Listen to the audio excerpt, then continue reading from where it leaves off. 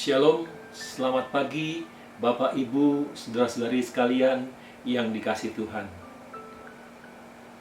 Bersyukur kepada Tuhan kita masih dapat bertemu kembali dan kita masih diberi kesempatan oleh Tuhan untuk tetap dapat beribadah lewat online.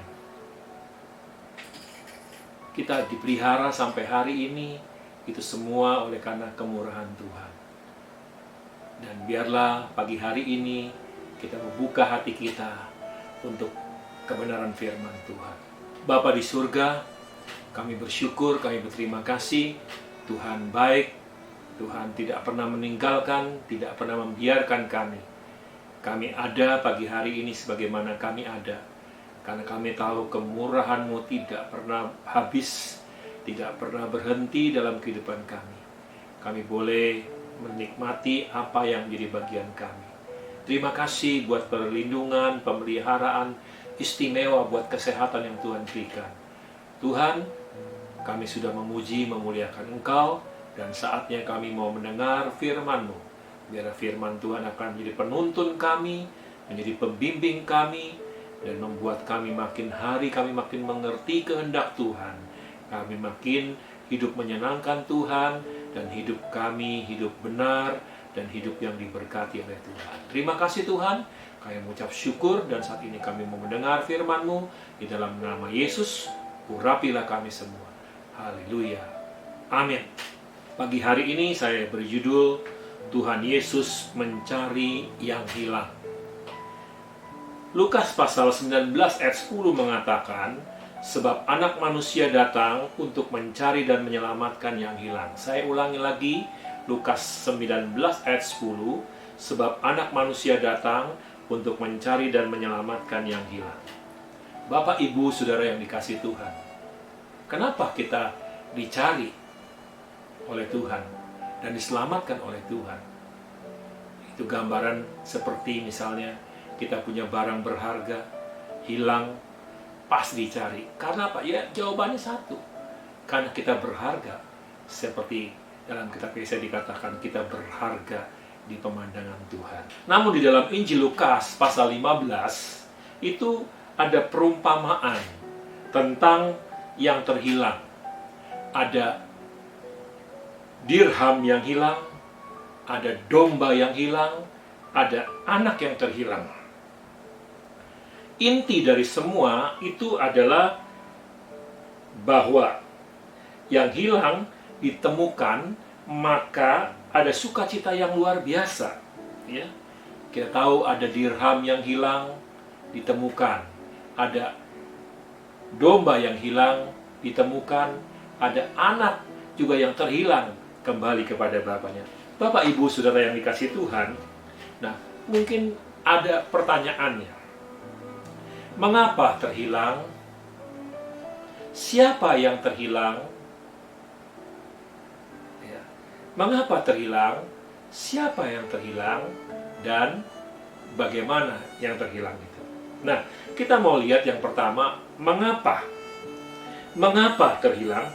Kita bisa terhilang karena ada 3 hal. Kalau saya perhatikan di situ di dalam cerita atau Kisah pasal 15, yang terhilang itu karena berpisah dari gembala. Terhilang itu karena berpisah dari terang. Terhilang itu berpisah dari Bapa. Ya.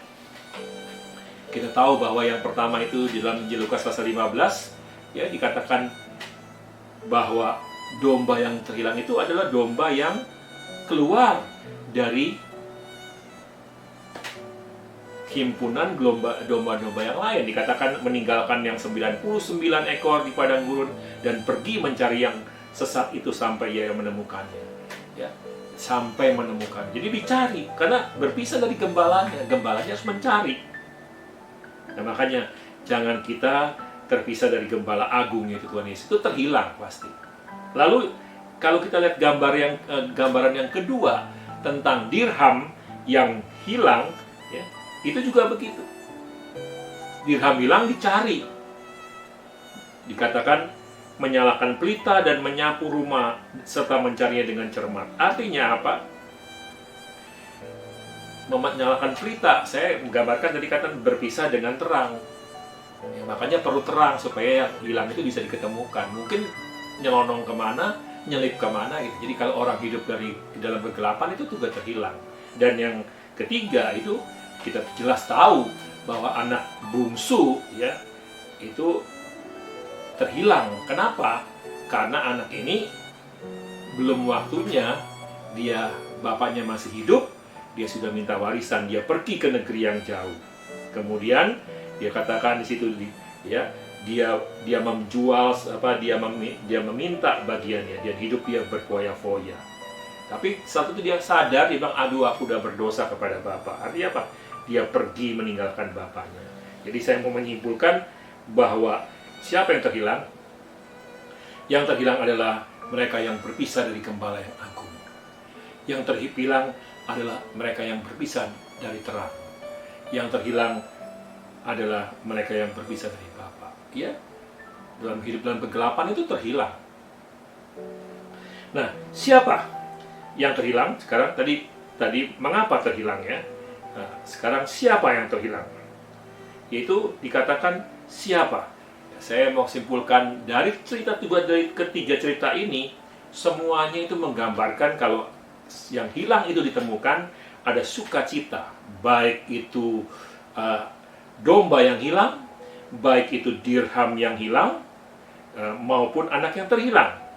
Itu di dalam Lukas pasal 15. Semuanya ada sukacita. Ada sukacita. Dan disebabnya bahkan ada yang mengatakan bahwa dalam kisah 15 itu bukan anak yang bungsu saja, anak yang sulung pun terhilang karena tidak mengerti bapaknya, kemauan bapaknya, sehingga dia juga marah-marah dan sebagainya. Sebetulnya itu ada yang mengatakan itu juga terhilang juga ya, boleh-boleh saja, nggak ada masalah. Nah, tapi saya mau setelah kita tahu bahwa mengapa terhilang, karena berpisah. Siapa yang terhilang? Adalah orang yang hidup dalam dosa. Makanya dikatakan kalau ada satu orang berdosa, dia kembali, dia bertobat, dia akan diselamatkan. Jadi yang hilang adalah orang berdosa yang bertobat kembali kepada Tuhan. Itu orang terhilang. Nah, sekarang kita mau lebih fokus kepada Lukas pasal 19. Kita tinggalkan ilustrasi atau perumpamaan dalam Lukas pasal 15. Saya melihat, kalau ditanya bagaimana kalau yang hilang itu bisa kembali. Nah, itu kan begitu. Yang pertama itu harus ada kerinduan, ada niat. Ya, saya melihat di sini Sakius itu dikatakan dalam pasal 9 ayat 3, ia berusaha untuk melihat orang apakah Yesus itu. Tetapi ia tidak berhasil karena orang banyak, sebab badannya pendek. Nah, disinilah saya katakan, tapi dia berusaha. Orang yang terhilang itu harus punya usaha, ya, punya kerinduan, punya niat. Untuk apa? Untuk mendapatkan Yesus dalam hidup ini. Karena Yesus adalah sumber kehidupan. Sakius, dia tahu betul apa yang dia miliki tidak bisa menyelamatkan. Kedudukannya, kekayaannya tidak bisa menyelamatkan. Alkitab berkata, di bawah kolong langit ini tidak ada satu nama pun selain di dalam Dia yang diberikan kepada manusia yang oleh dapat menyelamatkan selain nama Yesus Kristus. Jadi orang yang percaya Yesus dia pasti selamatkan. Sakius tahu betul, makanya dia berusaha punya kerinduan. Dan juga saya katakan tadi, kalau kita menemukan Yesus, menemukan segala-galanya. Yesus adalah segala-galanya dalam hidup kita. Kalau kita bisa menjadikan Yesus segala-galanya, maka yang lain bukan segala-galanya. Bahkan saya akan mau katakan, kalau sudah menemukan Yesus, kita menemukan nilai tambah. Bukannya keselamatan, nilai tambah. Firman Tuhan berkata, carilah dahulu kerajaan Allah serta kebenarannya, maka sekalian akan ditambahkan kepadamu. Jadi orang yang bertemu dengan Yesus, ya, dia akan mendapat nilai tambah baik, ya, sesuatu yang ditambahkan terus, ya, tidak mengalami kekurangan. Haleluya. Ini berbeda sekali. Makanya temukan Yesus bukan berkatnya, pribadinya Yesus ditemukan dalam hidup ini. Supaya berkat ini ada, dikatakan, maka semuanya itu akan ditambahkan kepadamu.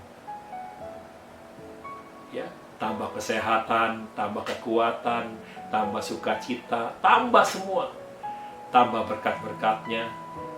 Haleluya. Dan dalam Roma juga dikatakan ada segala sesuatu. Jadi kalau kita menemukan Yesus, saya kebacakan ayat bagus sekali. Roma 8 ayat 32. Ia yang tidak menyayangkan anaknya sendiri, tetapi yang menyerahkannya bagi kita semua. Bagaimana mungkin ia tidak mengaruniakan segala sesuatu kepada kita bersama-sama dengan dia? Artinya apa?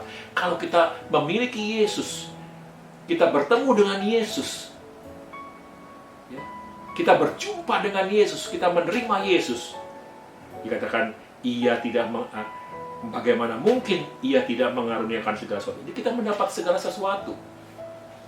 Ada jaminan yang pasti. Yang kedua, bagian ini bagaimana? Tadi ada niat, ya. Yang kerinduan. Yang kedua, ada tindakan. Sakyus dalam ayat yang keempat pasal 19 Lukas, maka berlarilah ia mendahului orang banyak, lalu memanjat pohon ara untuk melihat Yesus yang akan lewat di situ.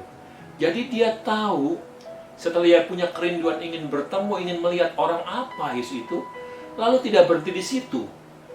Dia tahu dengan postur tubuhnya yang pendek, dia naik pohon. Dia mendahului orang banyak, artinya ada tindakan. Ya. Supaya apa? Supaya bertemu dengan Yesus. Sama ini seperti cerita tentang anak yang terhilang dalam Injil Lukas pasal 15. Ketika dia sudah tidak punya apa-apa, dia bertindak untuk apa? Untuk kembali kepada Bapa. Haleluya. Kenapa? Hidup jauh dengan Bapa penderitaan. Hidup jauh dengan Bapa itu kesukaran. Ya memang, ya karena dia minta sesuatu yang belum waktunya dikasih oleh Bapaknya. Tapi akhirnya dia salah memilih jalan. Habis dipakai untuk foya-foya. Akibatnya dia mau makan saja susah. Dan dia sadar, dia punya niat ingin kembali. Tapi bukan hanya sebatas angan-angan, tapi dia bertindak, ya. Dia kembali, ya. Bahkan ketika masih jauh, dikatakan pasal 15 ayat 20 Lukas, maka bangkitlah ia dan pergi kepada bapaknya. Maka bangkitlah ia dan pergi kepada bapaknya. Ketika ia masih jauh, ayahnya telah melihatnya, lalu tergeraklah hatinya oleh belas kasihan.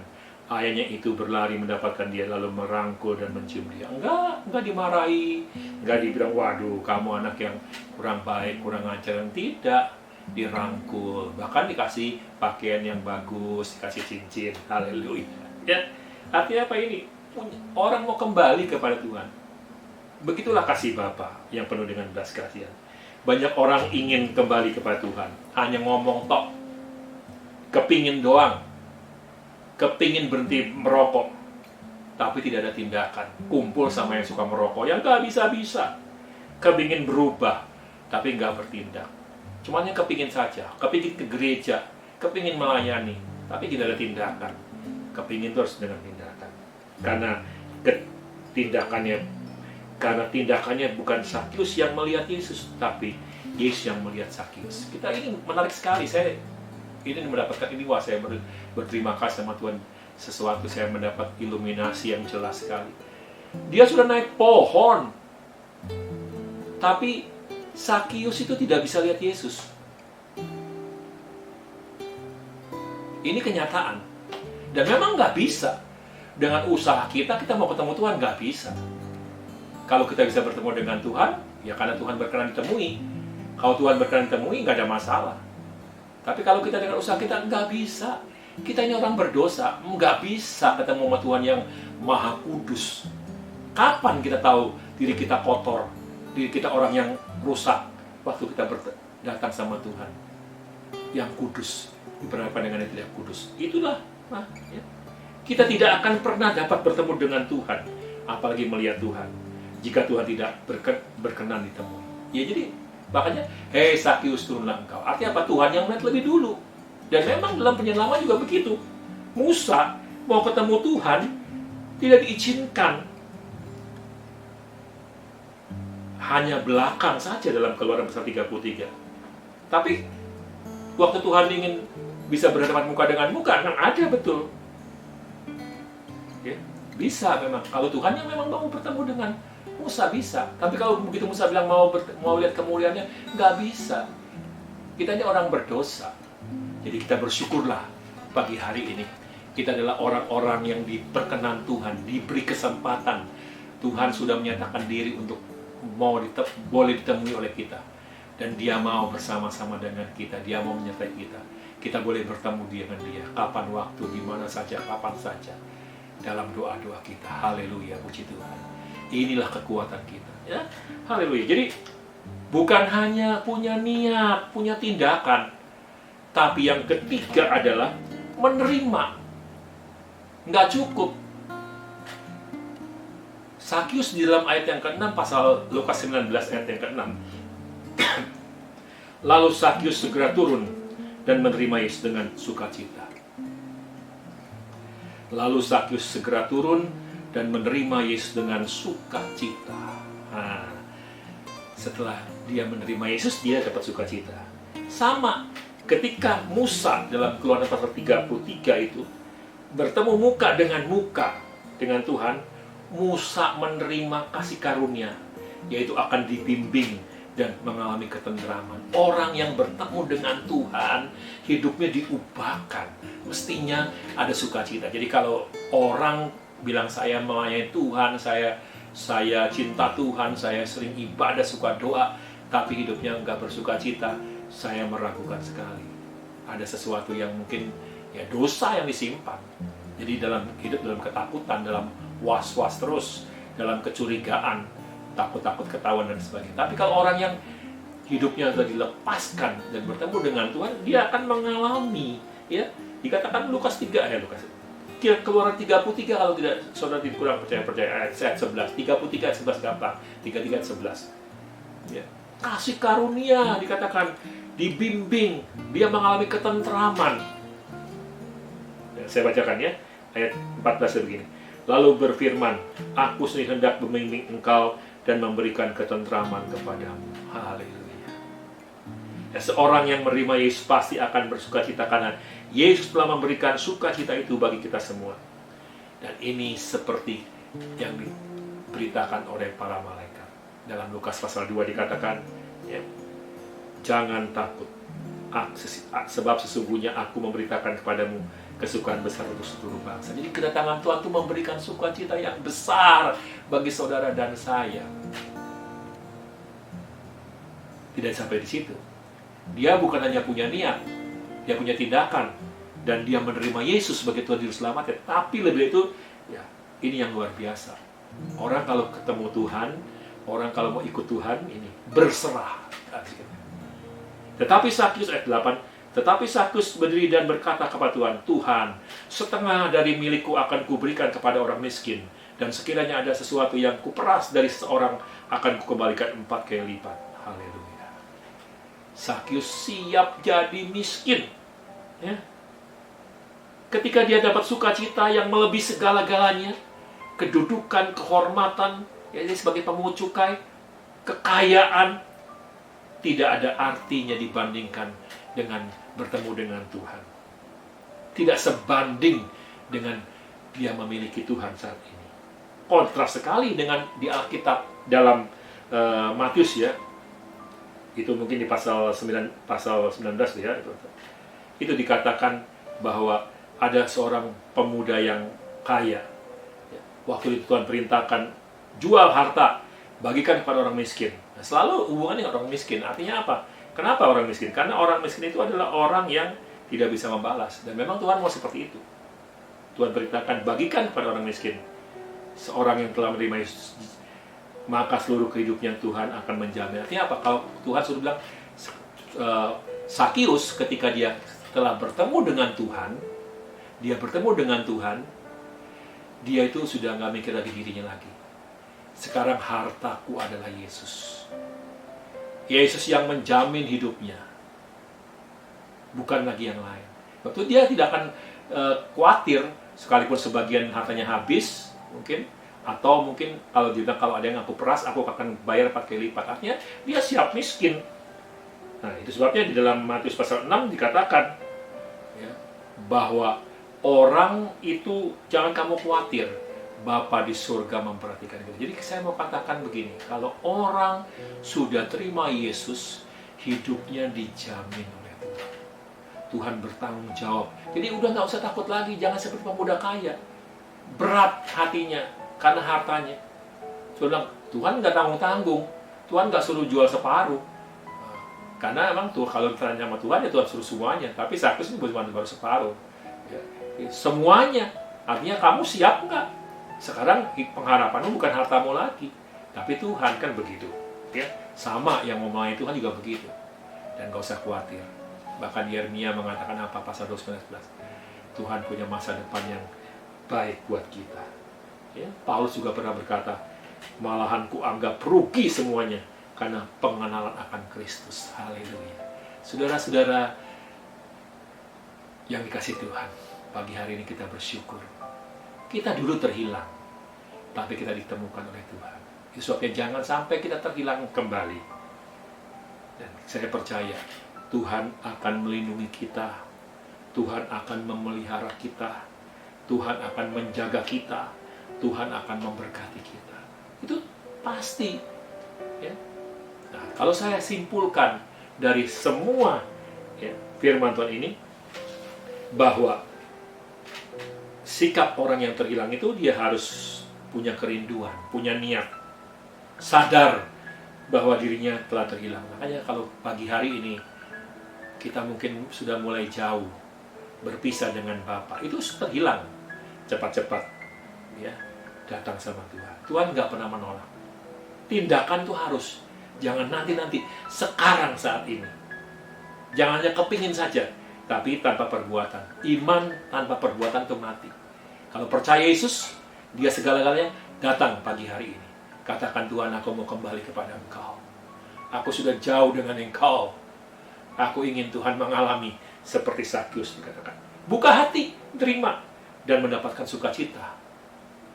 Seperti Musa ketemu dengan Tuhan, dia mengalami ketentraman dan hidupnya dibimbing oleh Tuhan.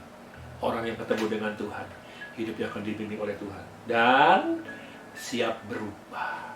Berserah itu menyerahkan, berubah. Hidup bergantung sepenuh kepada Tuhan, bukan kepada yang kita miliki. Dan biarlah firman Tuhan menjadi berkat kepada kita. Siapa yang terhilang? Yang terhilang adalah orang yang jauh dengan Bapa.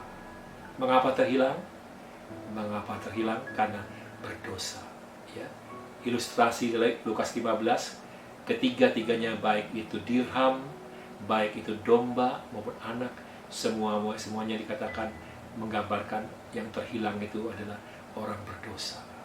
Biarlah kita tahu, dulu saya terhilang, tapi sekarang saya sudah ditemukan Tuhan. Ada yang hanya mengatakan, dulu saya jauh dari jalan. Waduh, itu lagu ya. Kita tersesat, tapi sejak kita ketemu dengan Yesus, hidup kita diubah, dibaharui. Dan biarlah pagi hari ini kita semua mengalami pertolongan Tuhan. Dan Tuhan membaharui kita, Tuhan memimpin kita, Tuhan menuntun kita, dan Tuhan menjaga kita, memberkati setiap apa yang kita kerjakan, lakukan. Tuhan memberkati. Haleluya. Amin.